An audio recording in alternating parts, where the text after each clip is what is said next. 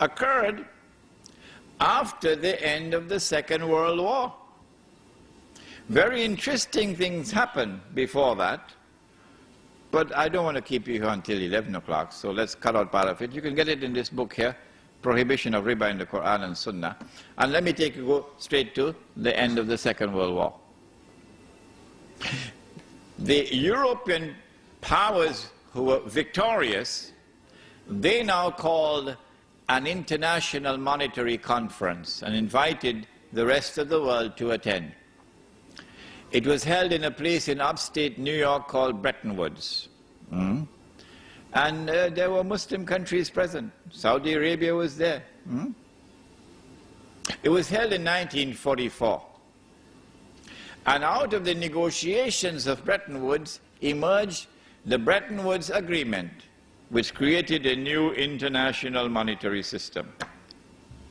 Two important things were agreed upon at Bretton Woods. Number one, prepare yourself for it. Not all checks can be cashed. Only one check. Which one? The US dollar. Only this currency can be redeemed for gold at $35 an ounce. So this is halal. But all the rest of the paper money in the world are now checks which cannot be cashed. You could exchange them for the US dollar, check for check, but you cannot cash them. That's the first agreement at Bretton Woods. And so now it's plain. This system is 99% haram, only 1% halal. That is the US dollar, which the US government has promised that if you come with US dollars, we will convert it for you to gold at $35 an ounce. We gave our word to you, and we will keep our word, and we put it on the US dollar. Did you see it? In God we trust. Ever saw it? The second thing that came out of the Bretton Woods Agreement was that not every individual can take his US dollars to have it converted into gold, redeemed. No, no, no, no, no, no, no. Only governments, only central banks can do it, not individuals. So are we not a part of the market? This system is now 99.9% haram. It is only 0.1% halal, meaning that a government can go to the United States and say, here are US dollars that we have, we want you to redeem it for gold at $35 an ounce. You gave your word, now keep your word. So 0.1% halal. This is the Bretton Woods Agreement. And it lasted from 1944 until 1971. Some of you, I believe, must have been born already by 1971.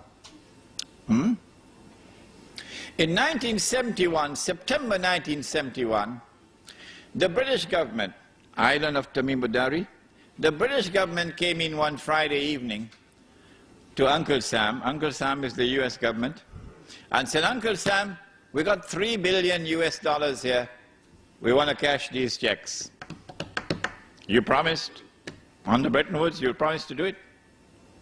$3 billion US dollars to be redeemed into gold at $35 an ounce.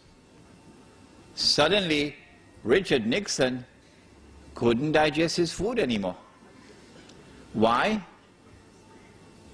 Because he had written more checks than he had money in his account.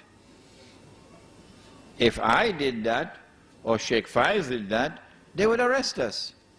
But who can arrest Uncle Sam? If he gave the gold to Britain, then Monday morning, who is going to be at the front of the line? Saudi Arabia. Because they got a mountain of checks for all the oil they've been selling.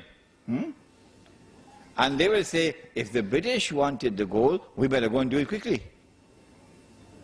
But Uncle Sam didn't have the gold to redeem all that US dollars. So Uncle Sam retired to Camp David, Richard Nixon. And then on Sunday, he addressed the world and he said, we gave our word, but we don't have to keep it. And so the Bretton Woods Agreement collapsed in September 1971. After the collapse of the Bretton Woods Agreement, the world of paper money is now 100% haram.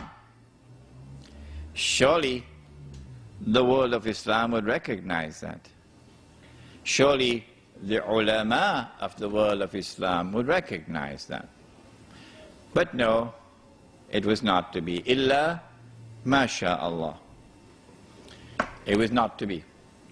Between 1971 and 1973, an ominous thing was happening. From $35 to an ounce, it started to move to 36, 37, 38, 39, 40. And by 1973, it had reached 40. In October 1973, the war took place with Israel. And King Faisal, for whom we always say rahimahullah, imposed an oil boycott on the United States. You remember?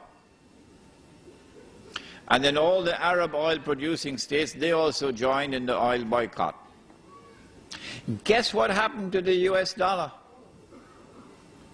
It collapsed by 400% overnight, from 40 to 160. Why?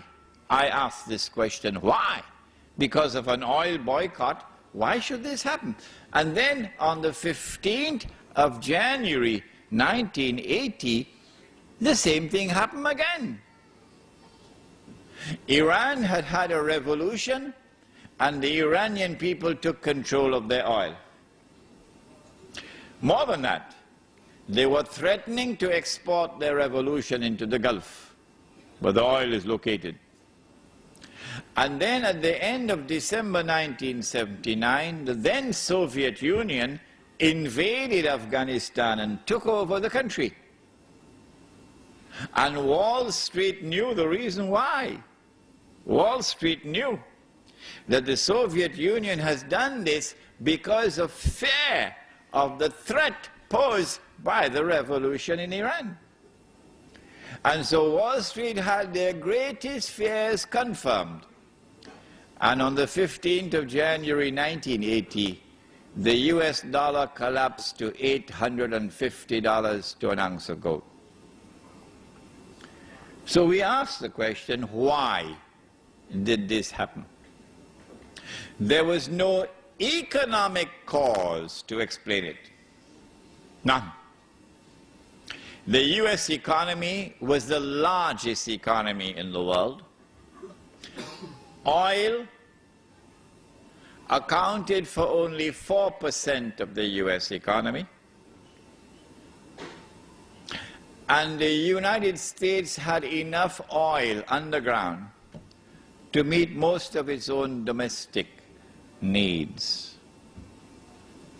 The United States preferred to keep its oil underground and get oil from Saudi Arabia and other countries, because this oil which was kept underground became a strategic reserve.